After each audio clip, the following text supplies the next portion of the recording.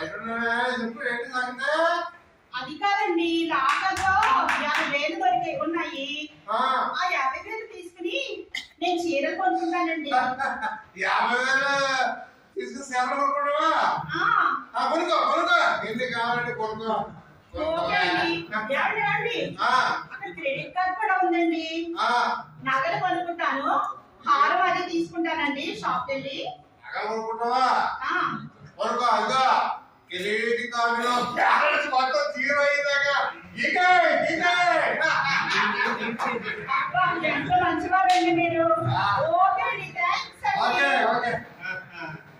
వెంకటేశ్వర, నీకు భార్య అంటే ఎంత ప్రేమ? ఏంటి